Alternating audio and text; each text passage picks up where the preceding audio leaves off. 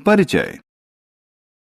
अर्जुन और उसके पिता गर्मियों के लिए वस्त्र खरीदने निकले हैं। वे दोनों ऐसे वस्त्र ढूंढ रहे हैं जो शीतल, आरामदायक, हल्के और रखरखाव से मुक्त हों। अर्जुन ने एक सूती शर्ट चुनी। पिता को वह पसंद नहीं आई क्योंकि यह भारी थी और यह आसानी से सिकुड़ जाती है। तब अर्जुन ने एक सिंथेटिक शर्ट चुनी जो हल्की थी और यह सिकुड़ती नहीं थी। उसके पिता ने इसे भी नापसंद कर दिया क्योंकि यह नमी को अच्छे से सोखती नहीं है। अंततः 2 लंबे घंटों के बाद उन्हें वह शर्ट मिल गई जो मिले जुले कपड़े की बनी थी और उसमें वो सभी विशेषताएं थीं जो वो ढूंढ रहे थे। इस पाठ में हम रेशे और कपड़े के बारे में जानेंगे। आओ सीखें। वस्त्रों का महत्व बताना, रेशे को परिभाषित करना, प्राकृतिक और कृत्रिम रेशे में विभेद करना, कपड़े की बुनाई, रंगाई, डिजाइन और सिलाई के बारे में बताना।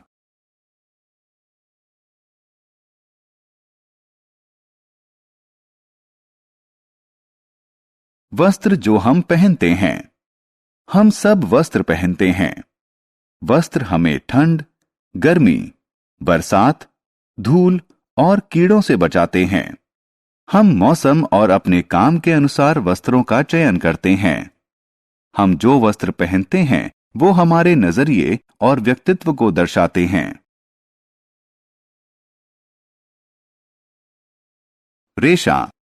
रेशा वह कच्चा माल है जिससे वस्त्रों का निर्माण होता है। रेशे विभिन्न चरणों से गुजरकर वस्त्र बनते हैं। सबसे पहले कच्चे रेशे को लंबी लड़ियां बनाने के लिए आपस में ऐंठते हैं। इन्हें धागा कहते हैं।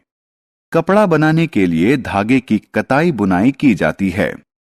कपड़े का प्रयोग लोगों की जरूरत के अनुसार विभिन्न आकार और प्रकार के वस्त्र बनाने के लिए किया जाता है। रेशे 2 प्रकार के होते हैं। 1. प्राकृतिक रेशे। 2. कृत्रिम रेशे। प्राकृतिक रेशे। प्राकृतिक रेशे पेड़ों और जानवरों से बनते हैं। सूत, ऊन और रेशम कुछ प्राकृतिक तंतु हैं। सूत पेड़ों से प्राप्त होता है। ऊन भेड़, बकरी और ऊंट से प्राप्त होता है। रेशम रेशम के कीड़े से प्राप्त होता है।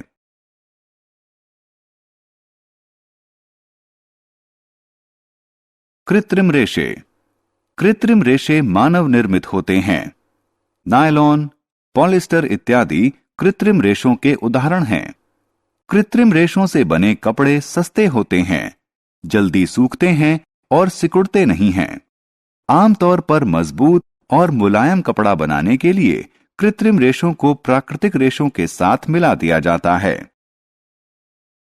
बुनाई। बुनाई वह प्रक्रिया है जिससे धागों से कपड़ा बनाया जाता है।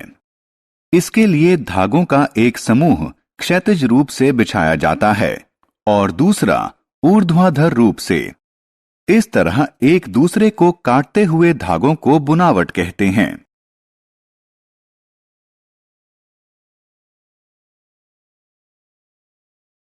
परिष्करण। वह प्रक्रिया जिससे कपड़े की दिखावट और उपयोगिता में सुधार हो उसे परिष्करण कहते हैं। कपड़ों को दिए जाने वाले कुछ महत्वपूर्ण परिष्करण हैं। ब्रशिंग। ब्रश करने की प्रक्रिया से छोटे और ढीले तंतु कपड़े से निकल जाते हैं। कैलेंडरिंग। कैलेंडरिंग की प्रक्रिया से कपड़े की मुलायमियत और चमक बढ़ती है। ब्लीचिंग। ब्लीचिंग की प्रक्रिया से कच्चे कपड़े का प्राकृतिक रंग छूट जाता है।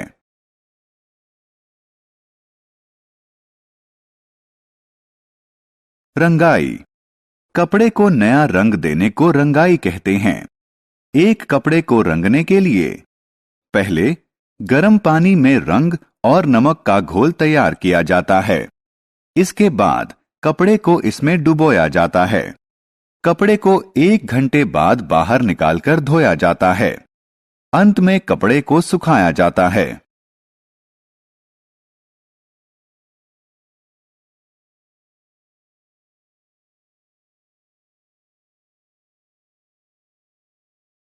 डिजाइनिंग। डिजाइनिंग की प्रक्रिया द्वारा कपड़े पर छापे बनाकर इसकी सुंदरता को बढ़ाया जा सकता है। कपड़े को इनकी सहायता से डिजाइन किया जा सकता है। स्याही, रंग या कढ़ाई, पत्थर, सजावटी दाने या क्रिस्टल, लेस या जरी।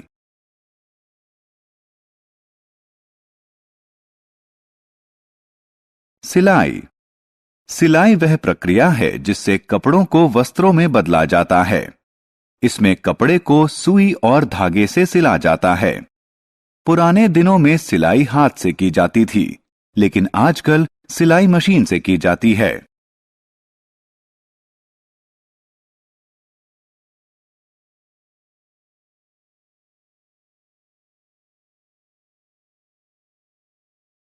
हमने क्या चर्चा की? वस्त्र हमें ठंड, गर्मी, बरसात, धूल और कीड़ों से बचाते हैं। रेशा वह कच्चा पदार्थ होता है जिसका प्रयोग कपड़ा बनाने के लिए किया जाता है। रेशे दो प्रकार के होते हैं, प्राकृतिक और कृत्रिम। प्राकृतिक रेशे पेड़ों और जानवरों से प्राप्त किए जाते हैं। कृत्रिम रेशे का निर्माण होता है।